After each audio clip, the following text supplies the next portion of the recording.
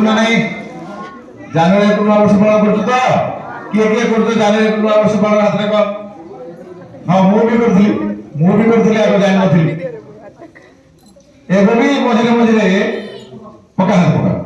ଆମେ ଜାନୁଆରୀ 1 ଗୋଟେ ହିନ୍ଦୁ ସେଟା ନବବର୍ଷ ସେମାନେ ତାଙ୍କ ଆଧାରରେ ପାଶ୍ଚାତ୍ୟ ଜଗତର ଯୋଉ ୟୁରୋପିଆନ କଣ୍ଟ୍ରି ଅଛି ୟୁରୋପର ମହାଦେଶ ଅଛି ସେମାନେ ତାଙ୍କୁ ସେ ମାନୁଛନ୍ତି ମାନିବା କିଛି ଅସୁବିଧା ନାହିଁ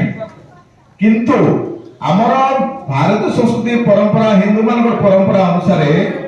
ଯଦି ଆମେ ଆକଳନ କରିବା ବେଦ ବେଦାନ୍ତ ଉପନିଷଦକୁ ଆକଳନ କରିବା ତାହେଲେ ଚୈତ୍ର ଶୁକ୍ଳ ପ୍ରତିପଦ ଆଜି ଦିନ ନୂଆ ଦେଖିବ ପତ୍ର ଝଡ଼ା ଦେଇକି ନୂଆ ନୂଆ ପତ୍ର ବାହାରୁଥିବ ସବୁ ଗଛ ଗୁଡାକ କୋଇଲର କୁହୁତାନ ସବୁ ଥିବ ହଁ କି ନାଇଁ ଆଉ ବିଭିନ୍ନ ଦିଗ ବା ବିଭିନ୍ନ ଦେଶଭକ୍ତ ମାନଙ୍କର ଆଜି ଜନ୍ମଦିନ ବି ଅଛି ଏବଂ ବିକ୍ରମ ସମ୍ବତ ଯୁଗାବ୍ଦ ଏଟା ଆରମ୍ଭ ହେଇଥିଲା ତେଣୁ ଆମେ ଆଜ୍ଞା ମାନଙ୍କୁ ଶୁଣିବା ସବୁ କିନ୍ତୁ ଆମେ ଆମ ପରମ୍ପରା ଅନୁସାରେ ଆଜି ଦିନକୁ ସମସ୍ତେ ମନେ ରଖ ଆଜି ଦିନରେ ଆଜି କଣ କରିବା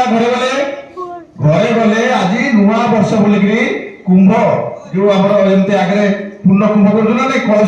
କଳସ ସ୍ଥାପନ ଘରେ କହିବା ମା ବାପାଙ୍କୁ କହିବା କଳସ ସ୍ଥାପନ କରିବେ ଘରକୁ ପୁରା ଆଲୋକରେ ସଜେଇବ ଆମ୍ବତ୍ରଣ ଦବ ନୂଆ ଆମ୍ବତ୍ରଣ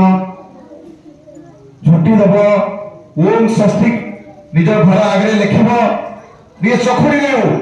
କଳ ଚକୁଡିରେ ହଉ ଧଳା ଚକୁଡିରେ ଲେଖିବ ନିଜେ ଲେଖିବ ଭାଇ ଭଉଣୀ ଓಂ ଆଙ୍କିବ ଆଉ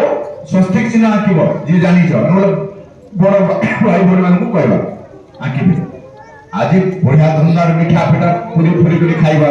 ଆଜି ହିନ୍ଦୁ ନବବର୍ଷ ପ୍ରକୃତରେ ନବବର୍ଷ ଆଜି ଏ ପାଳନ ସମସ୍ତଙ୍କୁ ଶୁଭେଚ୍ଛା ଅଭିନନ୍ଦନ।